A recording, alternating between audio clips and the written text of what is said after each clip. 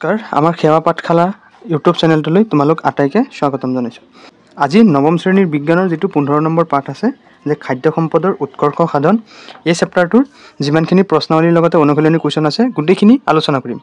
ইয়াৰ উপৰি যিখিনি ভিতৰুৱা MCQ আছে বা যিখিনি ইম্পৰ্টেণ্ট কুৱেশ্যন আছে মই পাঠটিৰ শেষত তোমালোকক এইটো ভিডিঅ'তে দেখুৱাই দিম। গতিকে তোমালোকে প্ৰথমৰ পৰা শেষলৈ ভিডিঅ'টো চাই থাকা। এতিয়া চোৱা, খাদ্য সম্পদৰ উৎকৰ্ষ সাধনৰ প্ৰথম যিটো প্ৰশ্নাৱলী আছে সেইটো হ'ল তোমাৰ পেজ নম্বৰ 204।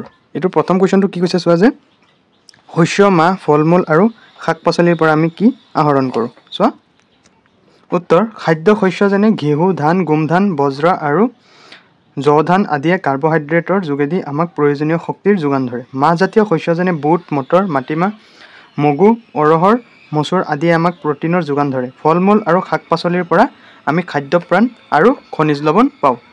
এতিয়া চোৱা 2 নম্বৰ প্ৰশ্নাৱলী। চোৱা ষ্টুডেণ্ট, তোমালোকৰ কাৰণে মই কুৱেশ্যনখিনি যিমান পাৰোঁ সহজত একদম টু দা পইণ্ট হিচাপে লিখি আনিছোঁ, যাতে তোমালোকে একবাৰ ৰিডিং মাৰিলে যাতে প্ৰশ্নখিনি তোমালোকৰ মনত ৰখি যায় আৰু যাতে পৰীক্ষাত ফুল মাৰ্কছ পোৱা। গতিকে মোৰ যিমান কষ্ট হয় তোমালোকৰ যাতে ইয়াতকৈ আৰু বেছি ফলাফল আহে, গতিকে তোমালোকে কি কৰা, চেনেলটো ছাবস্ক্ৰাইব কৰি ভিডিঅ'টো এটা লাইক দি দিবা। এতিয়া চোৱা প্ৰশ্নাৱলী 2, যে পেজ নম্বৰ এইটো 205। 205 প্ৰশ্নাৱলীৰ প্ৰথম কুৱেশ্যনটো কি আছে চোৱা, যে শস্য উৎপাদনত জৈৱিক আৰু অজৈৱিক কাৰকবোৰ কেনেদৰে প্ৰভাৱ পেলায়। চোৱা ইয়াৰ উত্তৰ, জৈৱিক কাৰকসমূহ যেনে কীট পতংগ, বেমাৰৰ বীজাণু, ভেঁকুৰ, এন্দুৰ, নিগনি ইত্যাদিয়ে বেমাৰৰ বিয়পোৱাৰ উপৰিও শস্যৰ উৎপাদনতো প্ৰভাৱ পেলায়। ইয়াৰ ফলত শস্যৰ উৎপাদন কম হোৱা দেখা যায়। আনহাতে অজৈৱিক কাৰক যেনে খৰাং, অধিক লৱণযুক্ত মাটি, ইয়াৰ পিছত পানীৰ আধিক্য বা বানপানী, উষ্ণতা, শীত আৰু হিম আদিয়ে শস্যৰ বীজৰ গুণাগুণ হ্ৰাস কৰে, ওজন কমাই, অংকুৰণ ভালদৰে নহয়, শস্যৰ বৰণ সলনি কৰে, যাৰ বাবে বাণিজ্যিকভাৱে ক্ষতি হয়। এতিয়া চোৱা 2 নম্বৰ কুৱেশ্যন, যে শস্যৰ উৎকৰ্ষ সাধনত কোনবিলাক শস্য সম্বন্ধীয় আকাংক্ষিত বৈশিষ্ট্যপূৰ্ণ চৰিত্ৰ বিবেচনা কৰা হয়।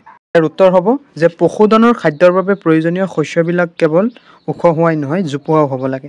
ধানজাতীয় শস্যৰ ক্ষেত্ৰত চাপৰ ধৰণৰ গুণাৱলী থকা বাঞ্ছনীয়। ইয়াৰ ফলত এই শস্যবোৰে তুলনামূলকভাৱে কম পুষ্টিৰ প্ৰয়োজন কৰে। সেই শস্যবিলাকত আকাংক্ষিত চৰিত্ৰৰ উৎকৰ্ষ সাধন কৰি পৰিৱৰ্তন ঘটালে অধিক উৎপাদনৰ বাবে সহায়ক হয়। প্ৰশ্নাৱলী যিটো আছে 206 পেজৰ প্ৰথম কুৱেশ্যনটো কি দিছে, যে মুখ্য অনুপোষকবিলাক কি কি আৰু এইবিলাকক কিয় মুখ্য অনুপোষক বুলি কোৱা হয়। চোৱা উত্তৰ, যে মুখ্য অনুপোষকবিলাক হ'ল nitrogen, phosphorus, potassium, calcium, magnesium আৰু ছালফাৰ। উদ্ভিদক প্ৰায় 16 বিধ অনুপোষকৰ প্ৰয়োজন। ইয়াৰে 13 বিধ উদ্ভিদৰ বাবে প্ৰয়োজনীয় অনুপোষক মাটিৰ পৰা আহৰণ কৰে। আনহাতে 13 বিধ অনুপোষকৰ ভিতৰত 6 বিধ অতি বেছি পৰিমাণে প্ৰয়োজন হয় আৰু সেইবাবে এইবিধক মুখ্য অনুপোষক বোলে। এতিয়া চোৱা 2 নম্বৰ কুৱেশ্যন আমাক কি দিছে, যে উদ্ভিদে অনুপোষক দ্ৰব্যবিলাক ক'ৰ পৰা কেনেকৈ আহৰণ কৰে। উত্তৰ, উদ্ভিদৰ ভালকৈ বৃদ্ধি, বিকাশ আৰু জীয়াই থাকিবলৈ প্ৰায় 16 বিধ অনুপোষকৰ প্ৰয়োজন। উদ্ভিদক এই অনুপোষকবিলাক মাটি, পানী আৰু বায়ুৱে হাইড্ৰজেন পানীয়ে বাকী 13 বিধ অনুপোষক মাটিয়ে যোগান ধৰে। এতিয়া চোৱা 4 নম্বৰ প্ৰশ্নাৱলী যিটো 207 পেজত আছে, কি দিছে কুৱেশ্যনটো 1, যে মাটিৰ উৰ্বৰতা ৰক্ষা কৰাত জৈৱ সাৰ আৰু কৃত্ৰিম সাৰৰ প্ৰয়োগৰ ভূমিকাৰ মাজত তুলনা কৰা। উত্তৰ চোৱা, যে জীৱ জন্তুৰ মল মূত্ৰ আৰু উদ্ভিদৰ পেলনীয়া অংশৰ পৰা জৈৱ সাৰ প্ৰস্তুত কৰা হয়। মানে যিখিনি জীৱ জন্তুৱে মল ত্যাগ কৰে বা উদ্ভিদৰ পেলনীয়া যিখিনি তোমাৰ ৰান্ধনি ঘৰত ব্যৱহাৰ হয় সেইখিনিৰ পৰা কি হয়, জৈৱ সাৰ প্ৰস্তুত হয়। ইয়াৰ পিছত চোৱা, জৈৱিক সাৰত প্ৰচুৰ পৰিমাণে জৈৱ সাৰৰ উপৰিও কিছু পৰিমাণে অনুপোষক দ্ৰব্যও থাকে। ই মাটিৰ উৰ্বৰতা বৃদ্ধি কৰাৰ উপৰিও মাটিৰ গঠন আৰু গুণগত মানৰ উৎকৰ্ষ সাধন কৰে। তাৰোপৰি জৈৱ সাৰে বালিঅহীয়া মাটিয়ে পানী ধৰি ৰাখিব পৰাত সহায় কৰে আৰু বোকা মাটিকো পানী বন্ধ বা জমা হৈ থকাৰ পৰা ৰক্ষা কৰে। আনহাতে কৃত্ৰিম সাৰ হ'ল অজৈৱিক পদাৰ্থ যাৰ অতিৰিক্ত প্ৰয়োগে মাটিৰ উৰ্বৰতা হ্ৰাস কৰে, যিখিনি তোমালোকে দোকানৰ পৰা কিনি আনা, যিখিনি ইউৰিয়া, পটাছ বা এনেকুৱা। কাৰণ কৃত্ৰিম সাৰৰ প্ৰয়োগৰ ফলত মাটিত থকা অণুজীৱবোৰ ধ্বংস কৰাৰ বাবে জৈৱিক পদাৰ্থবোৰ পুনৰাই মাটিলৈ উভতাই আনিব নোৱাৰে। এতিয়া চোৱা প্ৰশ্নাৱলী 208 পেজৰ যিটো কুৱেশ্যন আছে, যে তলৰ কোনবিলাক অৱস্থাৰ পৰা অধিক লাভৱান হ'ব পাৰি। দিছে খেতিয়কে উন্নত মানদণ্ডৰ বীজ ব্যৱহাৰ কৰা, জলসিঞ্চনৰ ব্যৱস্থা অৱলম্বন নকৰা। জলসিঞ্চন নকৰাকৈ কেনেকৈ হ'ব, গতিকে এইটো ভুল হৈ যাব। ছেকেণ্ড কি দিছে, যে খেতিয়কে সাধাৰণ বীজ কিয়, তুমি উন্নত মানদণ্ডৰ বীজ ব্যৱহাৰ কৰা, হয়নে। চিটো চোৱা, যে খেতিয়কে উন্নত মানদণ্ডৰ বীজ ব্যৱহাৰ কৰা, জলসিঞ্চনৰ ব্যৱস্থা কৰা, কৃত্ৰিম সাৰৰ প্ৰয়োগ কৰা, যিখিনি ঘৰতেই তৈয়াৰী হয়, আৰু শস্য সুৰক্ষাৰ ব্যৱস্থাপনা কৰা। এইটোৱে হ'ব শুদ্ধ উত্তৰ। এতিয়া চোৱা নেক্সট 209 পেজৰ যিটো প্ৰশ্নাৱলী প্ৰথম কুৱেশ্যনটো কি দিছে যে শস্য সুৰক্ষাত কিয় প্ৰতিৰোধ ব্যৱস্থা আৰু জৈৱিক নিয়ন্ত্ৰণক অগ্ৰাধিকাৰ দিয়া হয় চোৱা ইয়াৰ উত্তৰ চোৱা যে জৈৱিক নিয়ন্ত্ৰণক অগ্ৰাধিকাৰ দিয়াৰ কাৰণ হ'ল ই মাটিৰ উৰ্বৰতা কোনো হানি নঘটায় আৰু পৰিৱেশ প্ৰদূষণ হ'ব নিদিয়ে আকৌ জৈৱিক নিয়ন্ত্ৰণ কৰাৰ ফলত খৰচৰ মাত্ৰাও কম হয় আৰু সুবিধাজনক হয় এতিয়া চোৱা 2 নম্বৰ কুৱেশ্যন কি দিছে আমাক যে কোনবিলাক কাৰকৰ বাবে ভঁৰালত মজুত ৰখা শস্যৰ ক্ষতিসাধন হয় উত্তৰ ভঁৰালত মজুত ৰখা শস্যৰ ক্ষতিৰ প্ৰধান কাৰকবোৰ হ'ল পোক এন্দুৰ ভেঁকুৰ চাহী বেক্টেৰিয়া আদি জৈৱিক কাৰক আৰু অজৈৱিক কাৰকবোৰ হ'ল ভঁৰালৰ অনুপযুক্ত উষ্ণতা আৰু জলীয় বাষ্প এতিয়া চোৱা 210ৰ যিটো প্ৰশ্নাৱলীৰ কুৱেশ্যনটো আছে যে গো প্ৰজাতি উন্নত কৰিবৰ বাবে কোনটো পদ্ধতি সাধাৰণতে ব্যৱহাৰ কৰা হয় আৰু কিয় কৰা হয় চোৱা উত্তৰ গো প্ৰজাতি উন্নত কৰিবৰ কাৰণে দুটা প্ৰজাতিৰ বৰ্ণসংকৰ পদ্ধতি ব্যৱহাৰ কৰা হয় যাৰ ফলত দুয়োটা প্ৰজাতিৰ আকাংক্ষিত প্ৰকাৰ পাব পাৰি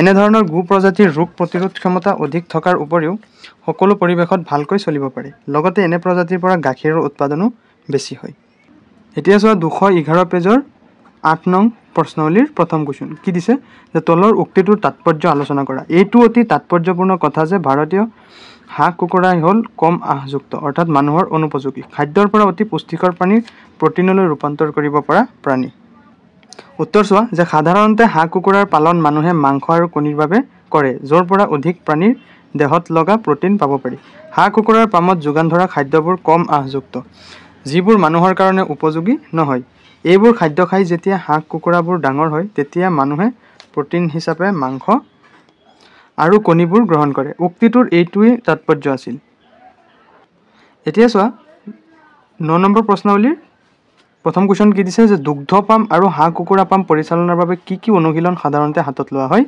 চোৱা ইয়াৰ উত্তৰ চোৱা যে দুগ্ধ পাম পৰিচালনাৰ বাবে কিছুমান অনুশীলনী হ'ল এক হ'ল যে দুগ্ধ পাম বা গো পাম পৰিষ্কাৰ আৰু গৰু ম'হৰ বাবে প্ৰয়োজনীয় আশ্ৰয়ৰ ব্যৱস্থা থাকিব লাগে ছেকেণ্ড কি যে গৰু ম'হ ৰখাত ঘৰবোৰত বায়ু চলাচলৰ সুবিধা থাকিব লাগে আৰু সেই ঘৰত বৰষুণ তাপ আৰু শীতৰ পৰা ৰক্ষা পাব পৰা ব্যৱস্থাও থাকিব লাগে তিনি চোৱা যে গোহালি ঘৰৰ মজিয়াখন চাফ চিকুণৰ সুবিধাৰ্থে হেলনীয়া হ'ব লাগে 4 যে পশুসকলক পুষ্টিকৰ উপাদান থকা সুষম খাদ্য যোগান ধৰিব লাগে 5 হ'ল সময়মতে বিভিন্ন বেক্টেৰিয়া আৰু ভাইৰাছজনিত ৰোগৰ পৰা ৰক্ষা কৰিবলৈ ভেকচিন তথা টিকাকৰণৰ ব্যৱস্থা কৰিব লাগে এতিয়া চোৱা হাঁহ কুকুৰাৰ পাম পৰিচালনাৰ অনুশীলনী 1 হ'ল যে পামঘৰ উষ্ণতা নিয়ন্ত্ৰণ থকা হ'ব লাগে 2 হ'ল পামঘৰ চাফ চিকুণ আৰু পৰিষ্কাৰ হ'ব লাগে 3 হ'ল হাঁহ কুকুৰাৰ বাবে উপযুক্ত পুষ্টিকৰ আহাৰ যোগান ধৰিব লাগে 4 হ'ল মহামাৰী নিয়ন্ত্ৰণৰ বাবে টিকাকৰণৰ ব্যৱস্থা কৰাৰ মাজে মাজে পামঘৰত বীজাণুনাশক ছটিয়াব লাগে 2 নম্বৰ কুৱেশ্যন আমাক কি দিছে যে ব্ৰইলাৰ আৰু লেয়াৰসমূহৰ মাজত পাৰ্থক্য কি আৰু সিহঁতৰ পৰিচালনাৰ মাজত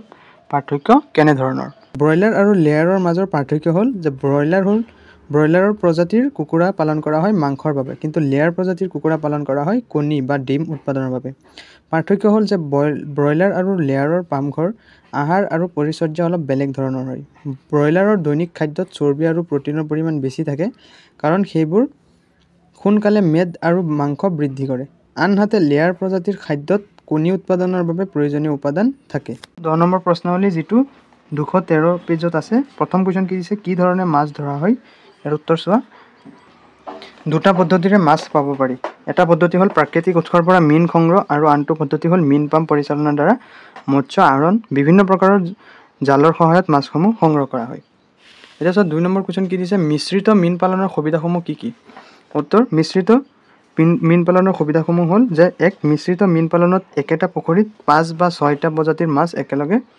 পালিব পাৰি নেক্সট 2 নম্বৰ কি দিছে যে বেলেগ বেলেগ খাদ্যভাৰৰ মাছৰ প্ৰসূতি বাছি লোৱা হয় কাৰণে খাদ্যৰ বাবে প্ৰতিযোগিতা নহয় 3 হ'ল এই পদ্ধতিৰ দ্বাৰা অধিক উৎপাদন পাব পাৰি এতিয়া চোৱা এইটো চেপ্টাৰৰ শেষৰটো প্ৰশ্নাৱলী এক কি দিছে যে মৌ উৎপাদনৰ কাৰণে বিভিন্ন মৌ প্ৰজাতিবোৰৰ কেনে ধৰণৰ বৈশিষ্ট্য থকা প্ৰয়োজন ইয়াৰ উত্তৰ চোৱা যে মৌ প্ৰজাতিবোৰ মৌ উৎপাদন ক্ষমতা বেছি হ'ব লাগিব লগতে যাতে সিহঁতে মৌ পালনত ব্যৱহাৰ কৰা মৌ বাহবোৰো দীৰ্ঘদিনৰ বাবে থাকে তাক লক্ষ্য ৰাখিব লাগিব মৌ বাহত থকা মৌ প্ৰজাতিৰ প্ৰজনন ক্ষমতা ভাল হ'ব লাগিব মৌ প্ৰজাতিবোৰ ৰোগমুক্ত বা বেমাৰ প্ৰতিৰোধী ক্ষমতা থকা হ'ব লাগিব তাৰপিছত 2 নম্বৰ কুৱেশ্যন আমাক কি দিছে যে পেষ্টুৰেজ কি আৰু মৌ উৎপাদনৰ লগত ইয়াৰ কি সম্পৰ্ক চোৱা পেষ্টুৰেজ মানে হ'ল ফুলৰ সংখ্যা য'ৰ পৰা মৌ মাখিয়ে মৌজোল সংগ্ৰহ কৰে মৌজোলৰ সোৱাদ আৰু উৎপাদন পেস্টুৰেজ বা ফুলৰ সংখ্যাৰ ওপৰত নিৰ্ভৰ কৰে।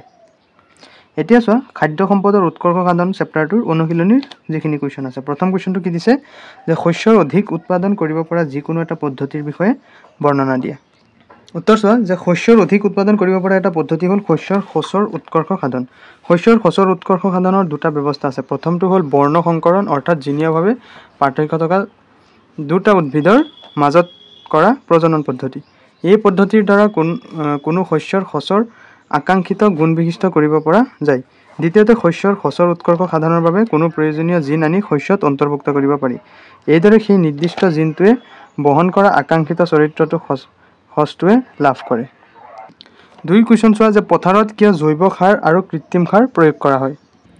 উত্তৰ জৈৱিক সাৰত প্ৰচুৰ পৰিমাণে জৈৱ সাৰ থাকে। জৈৱ সাৰে মাটিক অনুপোষক দ্ৰব্য আৰু জৈৱ পদাৰ্থৰ যোগান ধৰি মাটিৰ উৰ্বৰতা বঢ়ায়। জৈৱিক সাৰে মাটিৰ গঠন আৰু গুণগত মানৰ উৎকৰ্ষ সাধন কৰে। ইয়াৰ উপৰি বালিয়হীয়া মাটিয়ে পানী ধৰি ৰাখিব পৰা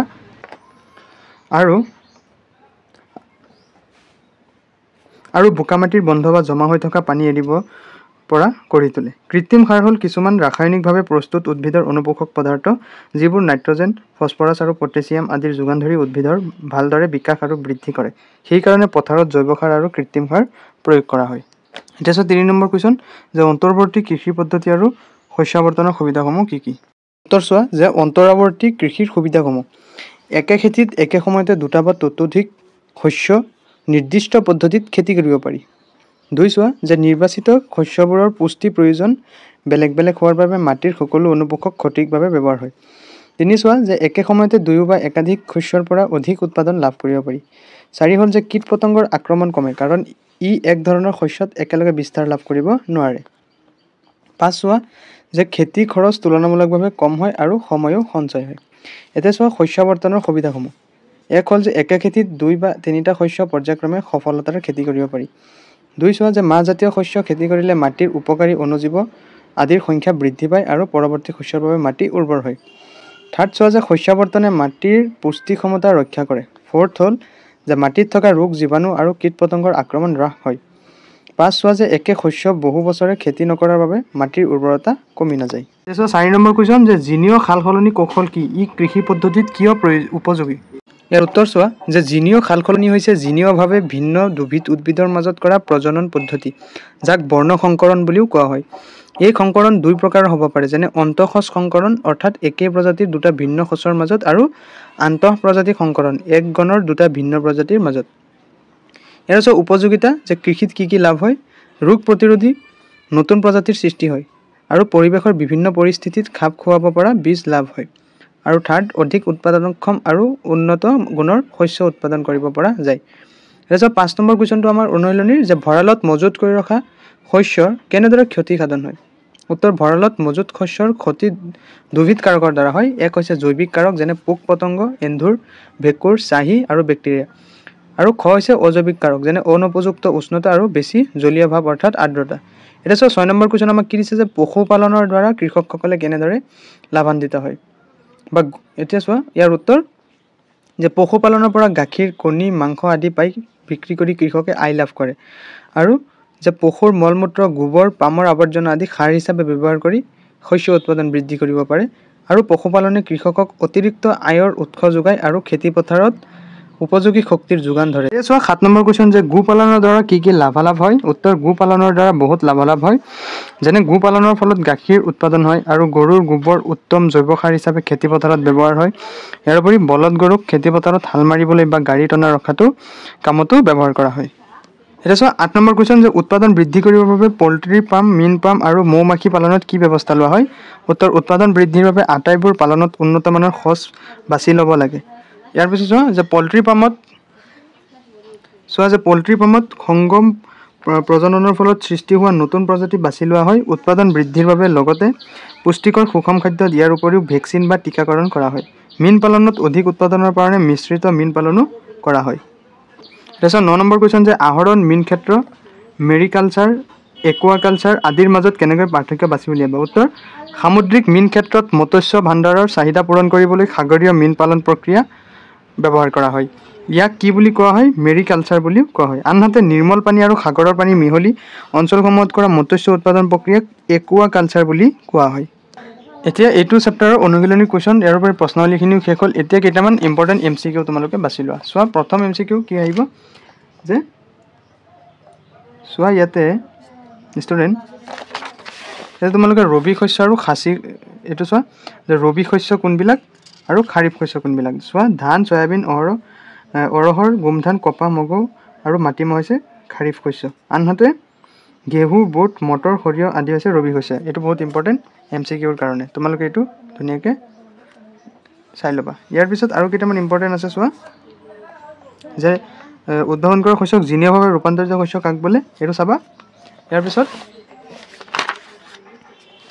তোমালোকে সেউজ সাৰ এইবিলাক চাবা যে সেউজীয়া উদ্ভিদবিলাকে সেউজ সাৰ হিচাপে মাটিত থকা নাইট্ৰজেন আৰু ফছফৰাছৰ পানী বৃদ্ধিত সহায় কৰে, এইটো চাবা। গতিকে এইটো চেপ্টাৰ ইমানখিনি ইম্পৰ্টেণ্ট MCQৰ ভিতৰত আছিলে। গতিকে তোমালোকে যদি ভিডিঅ'টো ভাল পাইছা চেনেলটো ছাবস্ক্ৰাইব কৰি ভিডিঅ'টোত লাইক কৰি দিবা। ধন্যবাদ।